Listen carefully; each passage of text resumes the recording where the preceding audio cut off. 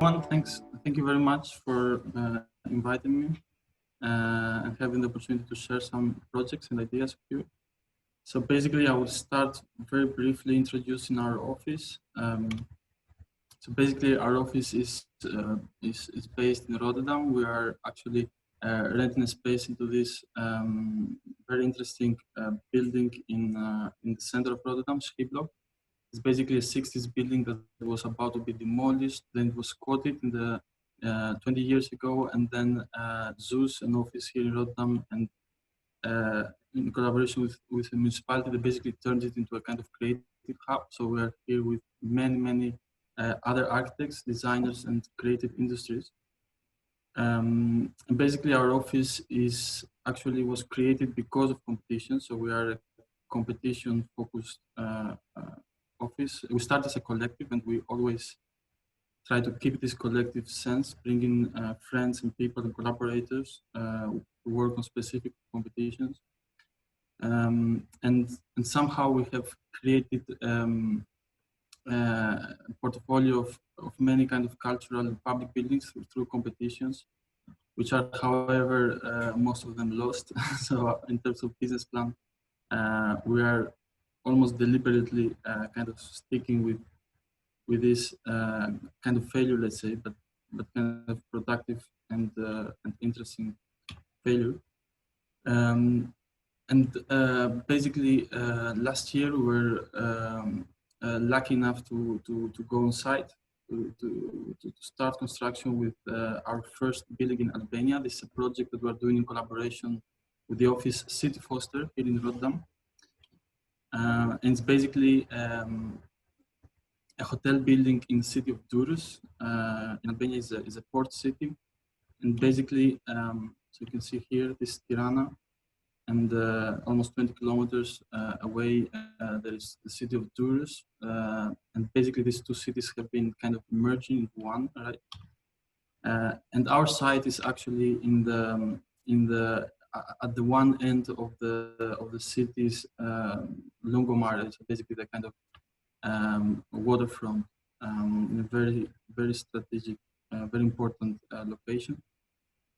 And it has a sea view. Basically, it's in front of the sea, and in front of it there is a super nice public space designed by the office which we are collaborating with City Foster.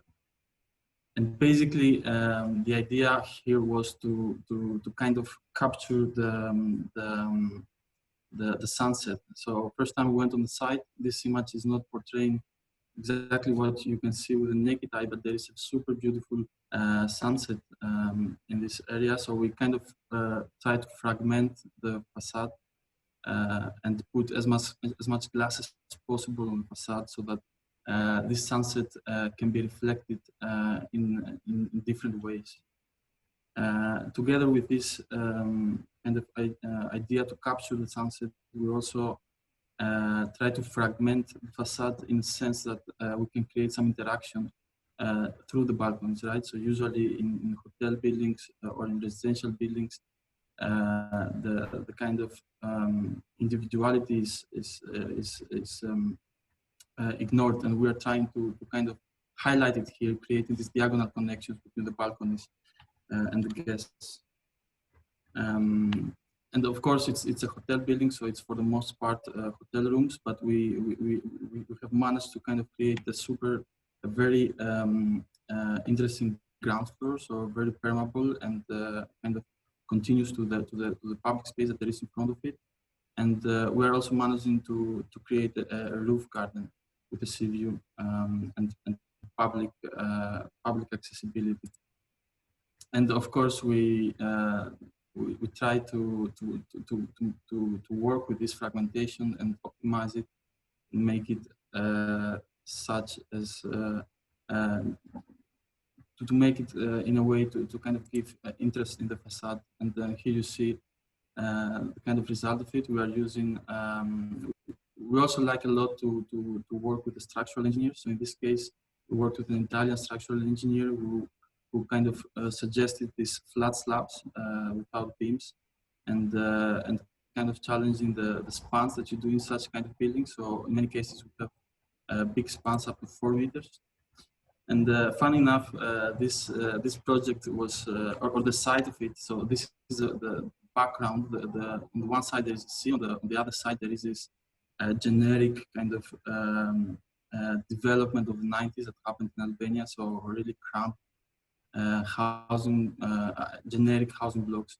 And so and here you see the fenced side of our building. So this was the beginning of the construction, and this was chosen to be the kind of site for the video clip of the Albanian rapper, the Albanian hip hop artist Noisy, who is quite famous also in the Balkans. That was funny to see actually how not a very interesting background of the project can become actually interesting, right? So you can see the value of it. And this is a second hotel we are building with City Foster in Albania. Again, it's in the same city, but a bit on the southern side of it. So it's here on the beach. This is a kind of riviera of Durrës, and basically it's an area that has been massively urbanized in the last 2 decades. We try to be critical with this urbanization. We had this super beautiful site, basically, with these very old socialist pine trees, which we try to preserve as much as possible. So basically, this is a site. It's very close to the beach, but it has this generic, low quality hotels and residential projects, buildings around.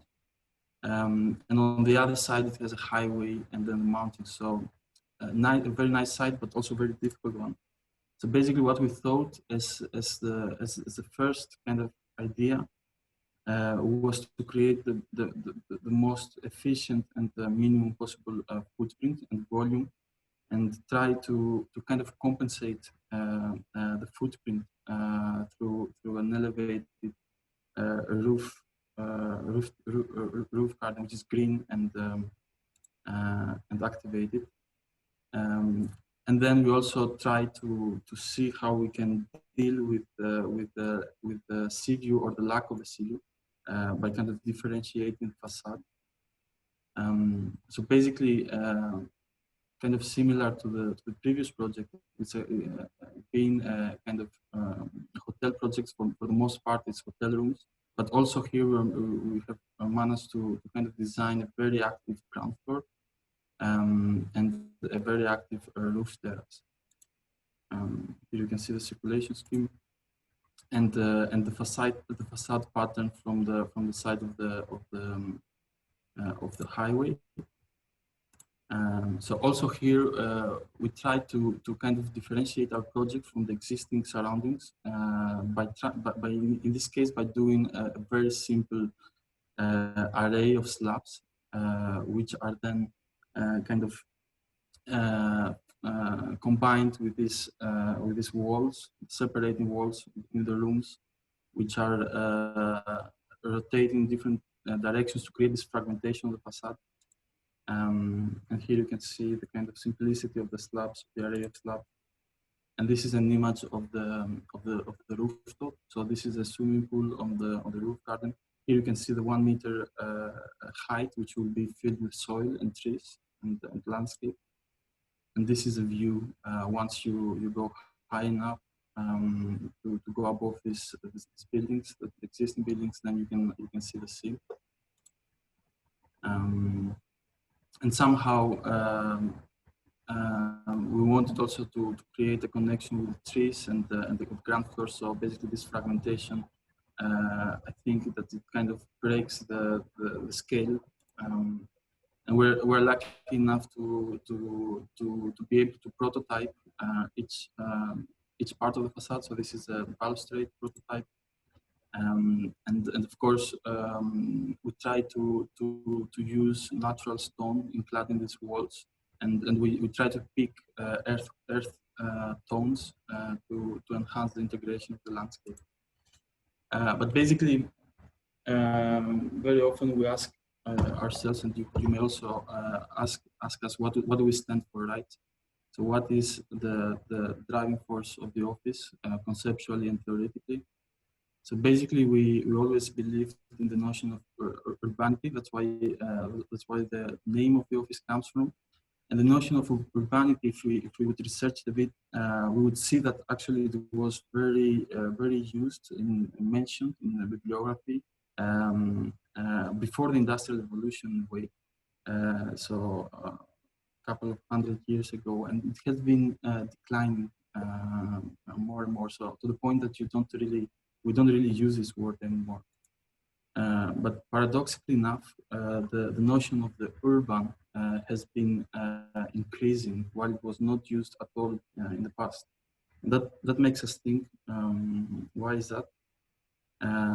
So we try to analyze it further to understand why the notion of urbanity has been in decline.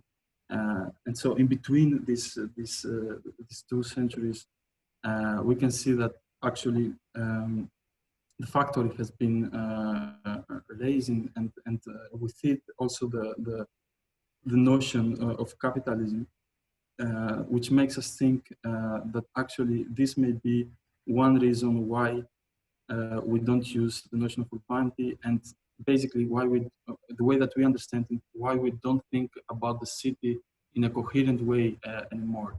And of course, cities have grown a lot in the last decades, if not centuries, and probably we could understand it as a kind of decline of how we understand the city. Right? So the cities have grown a lot. They have been more and more focused on market.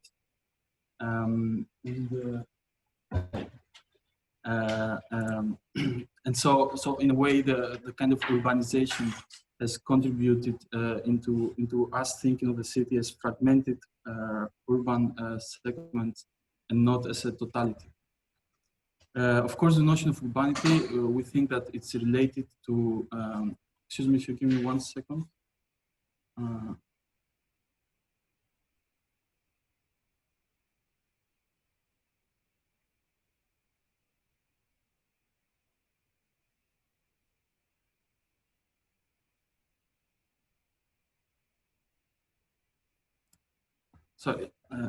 So basically, for us, the notion of urbanity is therefore very important, and is basically a very complex notion that is related to politics and to the way that we understand and analyze the city.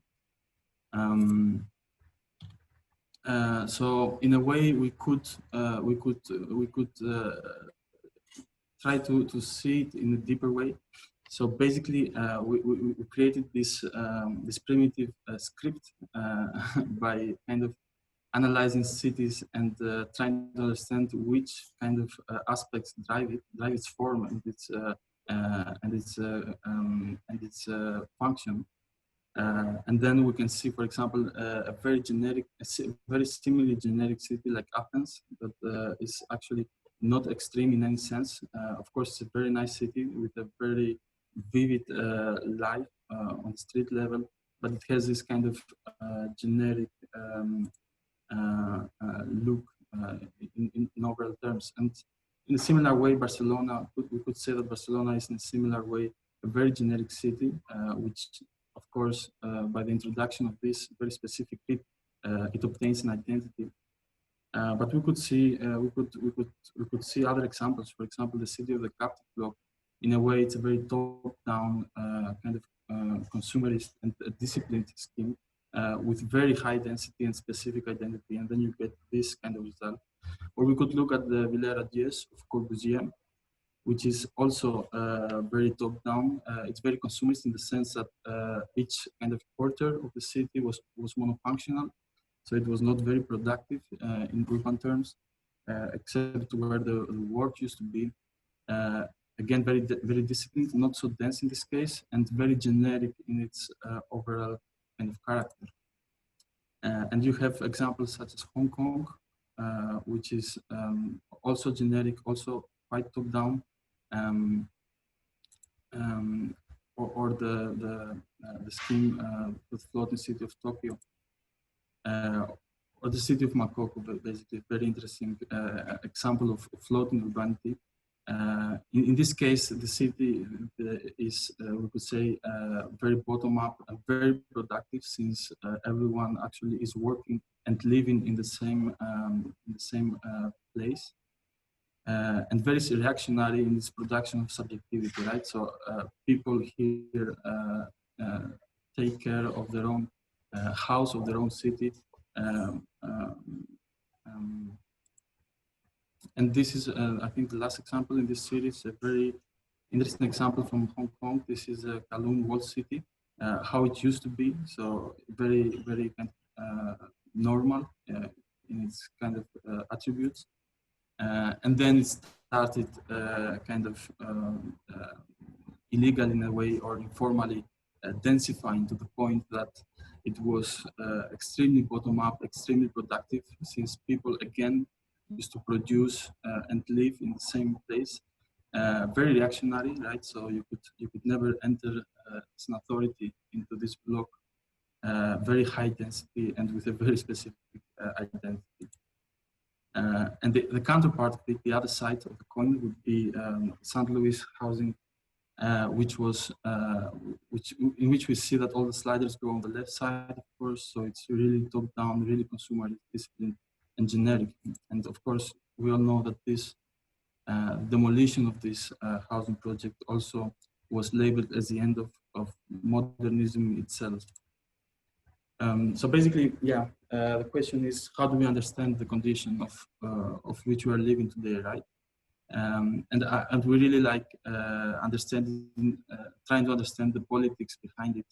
For example, David Harvey has very well analyzed and stated the condition of neoliberalism and the condition of the postmodernity in the last decades. And the question for us is, like, how critical can we be into this condition in the future?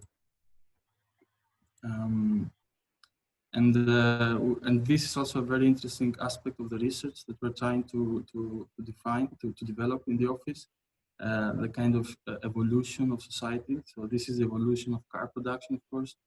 We know it, highly automated, highly sustainable and efficient becoming. So somehow, also coming from a former socialist country, somehow for decades we were analyzing the subject of the city as a proletariat that works in the factory and is producing industrial production. But today this has changed, and we will be very interested to understand how it has changed. So in this case, the writings of Antonio Negri and Michael Hart would be an interesting reference point. In this case, they have actually, through their books in the last decades, they have defined this trinity. They have given a contemporary definition of the subject of the city. They call it the multitude, right? So not the proletariat, but the subject that is working mostly in creative industries is not working in the factory. So the factory today, we can understand it as the metropolis. So basically the city is the terrain where we work and where we interact and where we produce, in this case, immaterial production and not necessarily industrial or material goods. So basically, we really believe in the statement that the metropolis is to the multitude what the factory used to be to the industrial working class, the site of biopolitical material production. So where we produce relations, language, and the services. So now I'm gonna show you a few last projects. So basically this is the National Gallery of Mies van der Rohe in Berlin, a very interesting project according to us, in the sense that Mies is creating here a plinth which houses most of the functional uses of the project, the galleries in this case. And above it is creating a huge floating canopy, which is housing, basically sheltering, basically an urban square, which is then glazed to protect from the elements, but continues in the sense that you can create events and an urban continuity. And and this is the project of Bauhaus Museum in Dessau, with the first project that basically brought us a mention, or in this case, it was shortlisted in the 30 finalist projects, and that gave us hope that we can actually communicate our ideas through design competitions. And basically, this was a museum that the Bauhaus Foundation planned to build in the city of Dessau. In the center, there is this park for the 100 years celebration, 100 years from the founding of Bauhaus. So this museum was delivered last year from the winning proposal. But basically, we're trying to understand in this project what is the city of Dessau, right? What is the context of the project? If the context is urban, or if it is basically a landscape city. So basically, we kind of try to create. So basically, we actually did two proposals for this project. So this is the assumption that this is an urban context, which doesn't look like that so much, right? And in this case, we thought of making a kind of obstacle, connector, both obstacle and connector. So a ground floor structure that would house all the exhibition spaces of the museum, and would kind of mediate between the urban, the side of the street and the city, and the landscape, the side of the park, kind of interlock these two conditions. And so then we propose this one floor walled city in a sense. So it has a kind of very obvious outline and definition, and the site, there is a kind of creative organization of the exhibition, the workshop spaces. And then there are these specific moments where passages are created, framing either the condition of the park or the condition of the city. And this plaza here on the right side.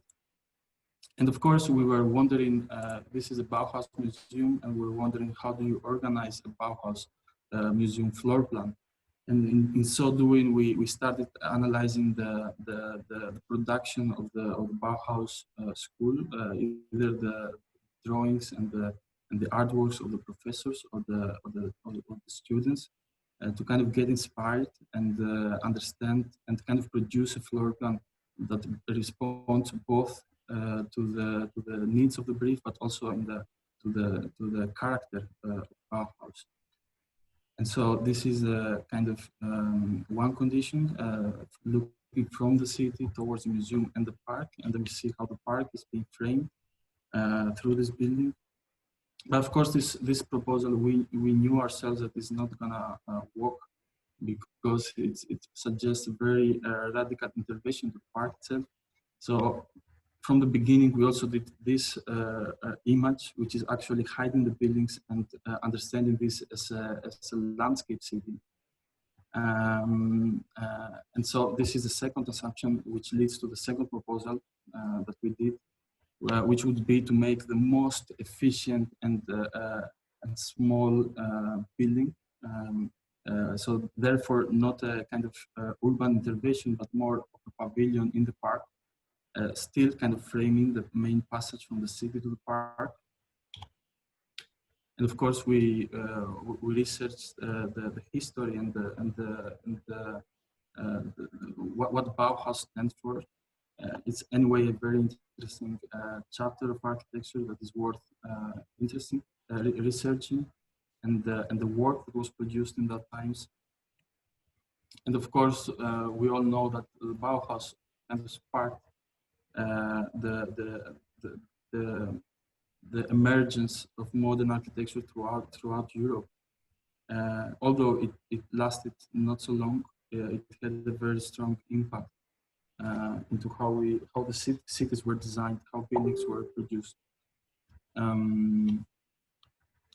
So basically, the main concept, once we knew that we were gonna design a pavilion in the park, then we tried to actually put on the ground floor all the program that is active and social and urban in a sense, all the workshop rooms, the cafeteria, and on the first floor we accommodated all the the museum function, so the exhibition rooms, basically, which are in this case hermetically closed because all the exhibits of Bauhaus are super sensitive. And therefore there is not a possibility to make openings. So we just lift it. We propose this black box, basically a fridge, which contains all the artworks and is listed on the first floor. And this is a kind of result that we get, a very simple black box floating, and underneath a kind of urban condition extending to the park, a kind of urban and cultural condition in that sense. So basically a museum that is functioning as a museum, but also as a part of the city. Here you can see the organization of the first floor, of the ground floor, and this is the first floor. Basically for the first floor, we kind of imagined a super flexible scheme. So we imposed this grid, which is shown also which is also marked on the floor, grid to organize the exhibition in different ways, but also on the ceiling, so you can always hang things and connect your multimedia. And basically, we were ourselves we didn't know how to organize the space, so we did this model, this big model, and each of the team members was free to kind of make a curatorial proposal, which we in the end analyzed, and then we made one concept for the exhibition, one curatorial concept, which is basically one possible. It's not the final one. It can change and it can provide flexibility. And here you see the kind of very generic and almost industrial organization of the exhibition, in the sense that it can be very flexible and give the main attention to the exhibits themselves. So basically, we were shortlisted with this proposal in the last 30, and we were surprised to see that the winner was actually very similar to our proposal. They also did the floating black box with the permeability and the urban program on the ground floor. They only did it better than us, but somehow the final result, final proposal, was in our understanding a bit too generic in a sense, right? It doesn't complement the site so much, at least from this image. And so this is another project that I'm gonna show you. I think that there are two more projects to show. So basically, this is an image of the port in Vlora in Albania in 1990, right, with the fall of socialism. So very extraordinary historical moment where actually the subject of the city, let's say, people were trying to flee the country in any means possible in order to discover what for many years they were deprived from, the outside world, let's say. And so this is also a map showing a bit my kind of short history, in the sense that I was born and I spent my early childhood in Albania, in Pogradec, and then we migrated as well in Creta, in Heraklion, and then I studied in Volos. And so there was this competition for a terminal station in the city of Hania, which is on the west side of the island of Creta. And of course, that kind of brings to me the memories of the image that I saw before, but it also relates to the history of Creta. A history that is very rich and very busy through the centuries and the millenniums, in the sense that Creta has always been connected to the sea, has always been conquered and wanted piece of land as an intersection in the Mediterranean, right? And it has a very big heritage of Minoan, of course, but also of Venetian architecture. And so for this project, we proposed a very austere and clean kind of scheme. It's a passenger terminal, so it's also not a very interesting program in the sense you have waiting areas, you have ticket areas, you have cafes. So we try to keep it simple and respond to the site the best way possible. So basically, this was a site, and we were asked to make half of the project, so the phase 1, with the possibility to extend into the other half. And basically, we took advantage of this to propose a square in front of our building for the time being until the phase 2 would be completed. And basically produce this very simple, almost Miesian volume with 2 central cores and an internal void. And basically have the ground floor completely glazed and offsetted in the sense that it protects from the sun, but it allows for the continuity on the ground floor. And here you see the floor plan. So basically the square in front of the building and the projected materiality of the floor extending inside the building. The central area of with the void and the escalator to the first floor where you would get the access to the ships, ticket area, and then the main course. So then this would be also the first floor with the waiting area, the cafe, looking towards the sea and basically towards where the ships come from, and then another waiting area towards the city.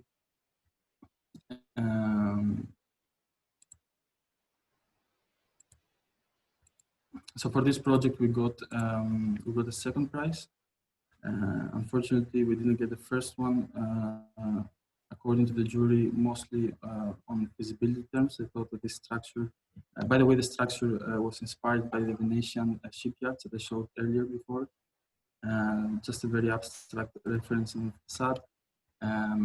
And this is a winner, quite a disappointing proposal, I would say, but that's what it is. And last but not least, our project for the partner library. So basically, this is the first competition that we won. It was in 2015, right after we got shortlisted in the Bauhaus competition. And basically, this was this is a library. This is meant to be the first public building, cultural public building in Bulgaria since the fall of socialism, and therefore a very important project for the country. Very important, also very important competition in the sense that it was organized by the Watt Association, basically a very young and credible organization in Bulgaria that is organizing competitions in a very modern way, let's say. So basically, we knew nothing about Bulgaria in a sense, nothing specific, and we knew nothing about libraries. So we had to go do a lot of research in trying to understand the city of Varna, its location and its vibe, but also how to organize this big library. So basically, Varna is the capital of the Black Sea, they call it. It's a very important, beautiful city on the Black Sea, which kind of follows it contains the layers, the historical layers that most of the cities in the Balkans contain. So you have the historic city where the site is, you have the waterfront, you have a lot of industrial clusters around the city that used to be organized. And then you have all this generic urban growth during the 90s and the last 30 years. And then you have some socialist cluster of large-scale housing schemes of socialism, let's say. And basically, the site of the library is very important. It's right next to the tower, the socialist tower that houses the town hall today, the historic museum. So there is a sequence, a confetti of cultural buildings in this area.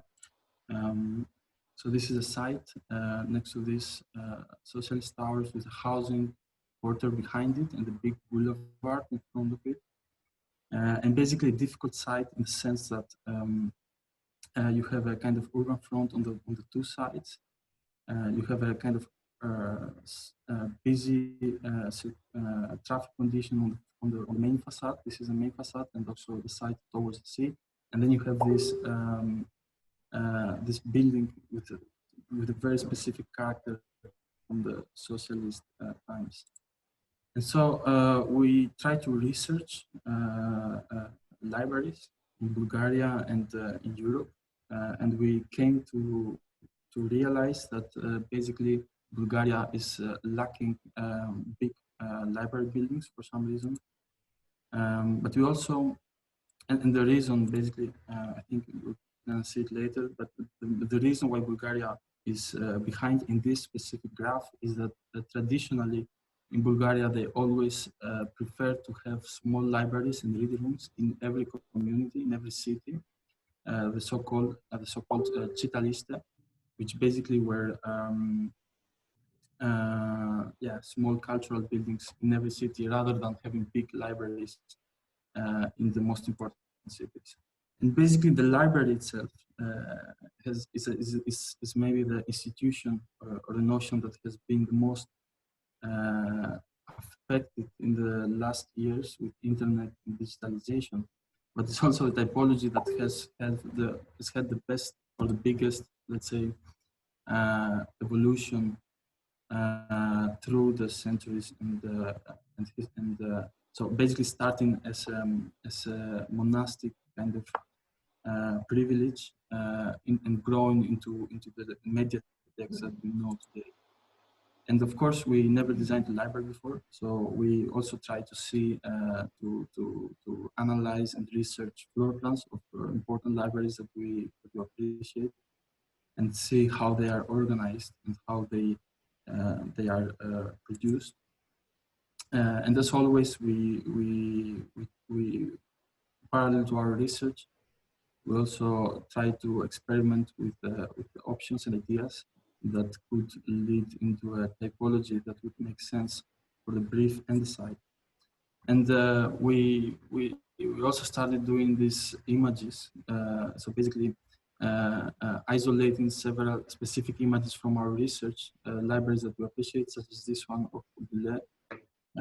Everybody knows this library, but then, and everybody knows it because it kind of, for us, it kind of produces this in-between space, the empty space around the books and around architecture, where basically people meet and exchange knowledge and ideas. So for us, this was very important aspect to create an agora or a continuation of the city, an empty space inside the building, typically designed as an atrium, in which basically you could be surrounded by books, but also can have space to interact and produce social capital in that sense. And of course, we also know the Marshall of MELEEM here in Rotterdam, a very important building for the city that in this case it's a market, but that in a similar way kind of encloses this interior space, in a sense, a kind of condition of interior urbanity. So basically, we started thinking that we need to accommodate books. Basically, the library has a collection of 800,000 items, a very large collection, which nowadays is housed in several buildings, in 4 or 5 buildings around the city. So we knew that we had to bring that into one space, but still find a concept that would create this space of social interaction. And so we start producing this, early on we start producing these collages, where we thought that we would have the city coming inside the library. Then we would have this mountain of books and terraces in which you would basically share your ideas, and then on the other side the archive, and that you would at all times you would have a view to the municipality building next door. So basically, in terms of steps, concept steps, we kind of gave a lot of importance to the ground floor as part of the city, as a continuation of the city, and then we created this this atrium, typical atrium that you usually put in these public buildings, which brings the sunlight and creates this kind of sense of being together. But in this case, we shifted this atrium into the facade, let's say, or into the mass of the building, creating this urban staircase, this kind of urban continuity. Therefore, taking you from the city to the sky, in a sense, to light. We could call that knowledge. And so basically, the program then was organized in this specific way. Basically, having the diagonal atrium, as we said, and then on the two sides of it, having the main functions of the library. On the left side, you can see here with the red color is basically the dark and quiet and almost monasterial spaces where you can focus and be with your book and your research. Then you have the vivid part where encounters happen, and then you have the other side of it, the yellow part, which is basically a more informal space with reading areas that are not so quiet. And with spaces that have more light. And then basically what I think brought us also the award was that we managed to organize the enormous amount of storage, 5,000 square meters of archive space as a backbone on the north facade. So this orange part is basically the archive, and with the pink color there is the offices of the librarians. The back of house in this case become a kind of backbone protecting the building from the north, and the rest of the public program is organized on the side of the boulevard. And we also positioned a pavilion on the top, which had some event spaces and a roof garden that is overlooking the sea above these existing buildings on the other side of the boulevard. And so basically, if we would remove part of the facade, part of the building, we would be left with this man-made kind of programmed urban mounting, this podium, as we used to call it, which also then is connected to a public routing that starts with ramps to welcome you into the building, so to kind of accommodate, to receive the public flows in a fluid way. And then it becomes small amphitheaters and staircases to the point that that is also leading you towards the last step, which also has the skylight. And basically the last step is a reading room of the archive, the only place that you can actually access and read the books from the archive. It's also the most luminous space in that sense. So after we won the competition, we were lucky enough to sign a contract and move on with the next phases of the project. And so we realized that actually our concept helped us a lot to develop the project and take it further. So basically, in every floor, you always get this void and the bridges that connect the two parts. And you always have this semi-transparent area of the library and the more dark and quiet area. Then you have the center bone of the installations and the course. Then you have the backbone of the archive, and then the secluded kind of efficient office spaces of the librarians. And this is a section. And this is a fragment of the facade, of course, showing the three conditions into one image, dark one, the bright one, and the semi-translucent one.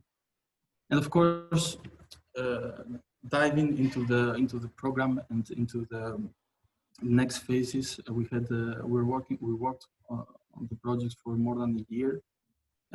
We took it up to building permit, so it now has a building permit, and it's fully designed up to construction drawings, and we are waiting for the municipality and the central government actually to provide the funding and take the project further into construction. But basically, it became obvious to us that it is a public space of opportunities in the sense it contains such a vibrant and rich program that every space of it has an identity and importance.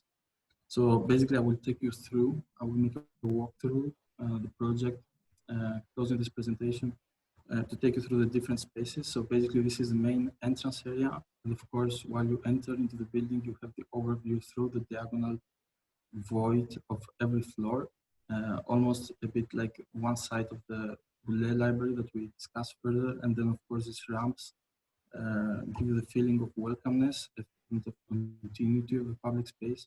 We also use this different pavement stripes to indicate a direction and create a kind of mosaic of the ground floor that organizes the space. So trying to minimize signage. We basically try to minimize everything here. So all the installations are hidden and all the structure is exposed concrete, in the sense that it gives a sense of monumentality, but also because the budget was very limited. So basically, once you enter inside, you have this stripe, double height stripe of lobby. On the right side, you find the exhibition space, which is basically adjacent to the main auditorium, which would be used also by the municipality. So this is the auditorium space for 300 people. And then while you are taking the ramps, I think I'm not showing here, there's also a learning center on the ground floor on the other side, in the cafeteria there. And basically, as you are going up the ramps, you are discovering the different departments of the library, starting with the children department, which is on the first floor. And of course, with the ramps, you can take the trolleys with the kids very easily on the first floor. And then, of course, the children area is kind of surrounded by books, but it also has this informal, playful aspect into it. And then on the second floor, basically, we create this informal auditorium space. Auditorium space is basically a staircase in which provides seating, and it can be used for informal events. And on the third floor, there is a mediatek, and this is the space, the event space of the mediatek, a very flexible space with curtains and rails, in which all kind of multimedia or cultural events could happen. This is the flexibility scheme of the event space of mediatek. And ultimately, you are reaching the top floor of the void, which is all under this big skylight, very bright kind of floor in which you read you can read the books from the archive. That's why we also organize a space. It's a lounge, it's kind of living room. And this is the fifth floor, the adults collection. And again, we try to exploit every possible opportunity to create more event and gathering spaces. So this is a staircase that takes you from the fifth floor to the pavilion on the top, which is also an event space. In this case, we tried to create another moment for gatherings and events, which is this podium. And the pavilion on the top, we thought of giving it a completely different character. So we again refer to MES and to the National Gallery, creating this kind of very abstract and simple grid structure, which also organizes all the installations on the ceiling, and providing this empty space, which is basically a very flexible space for events on the top of the building. And through the walkthrough, you may see that the pavement, the granite pavement on public areas, is continuing from the ground floor to the top, kind of indicating these public routes throughout the building. And this is the roof garden on the top, where you can take your books and read and socialize, having a view to the city and the sea. Thank you.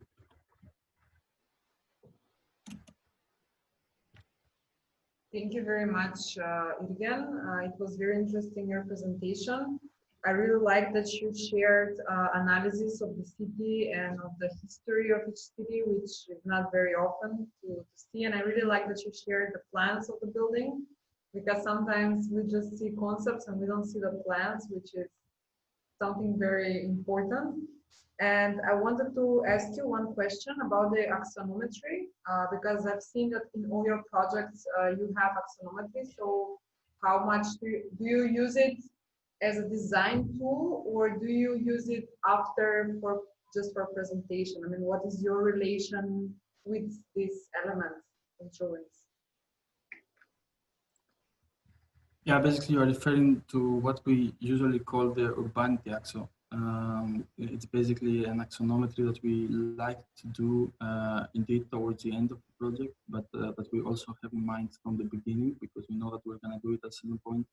And it's actually an axonometry that we are trying to communicate the complexity of the project, but also the concept and the value of it, right? So in this case, by removing half of the building, you reveal the interior, what we call the interior urbanism or the interior landscape.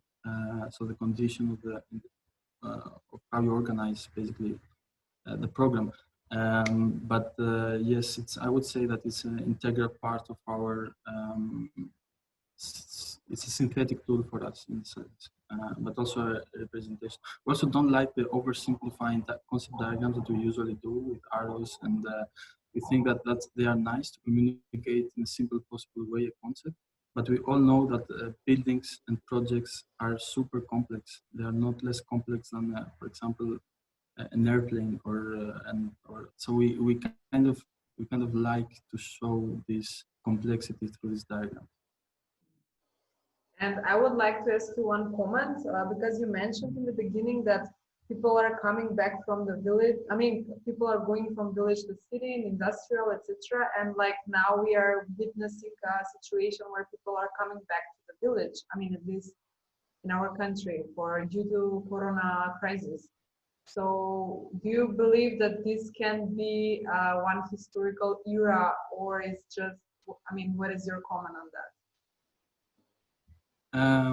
Yeah, I think it's a very interesting aspect to think. Of course, we like the city, we like the notion of urbanity, but we understand it, as I said in the beginning, as a broader notion, right? The notion of urbanity doesn't apply only to the city, it can also apply in the countryside.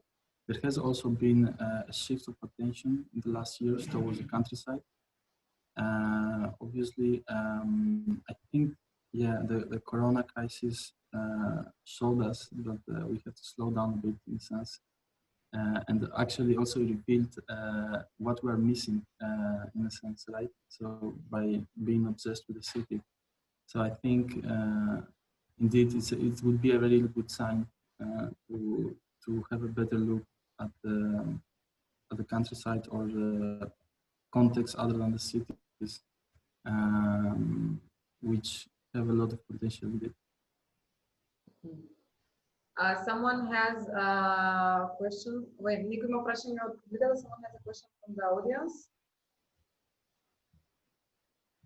Maybe they can write in messages. We'll wait for a few minutes. So switch the microphones on. Huh? Can they also switch the microphones on? Yes, maybe they can, but they're all muted. Question. Or maybe it was very well explained, or maybe it's too early and it's Sunday. Anyway, we are late with time because now it's 11 and we should go to the next presentation. Thank you very much, Irgen. Very nice to see your amazing work to you and your colleagues. We will try to find a way to collaborate in further way. I mean, to invite you for a tutoring or workshop that we're organizing. And everything, this is just like a webinar to just meet all each other, to see how it's going on and everything. And we hope for further collaboration. Thank you very much for your time. Thank you very much.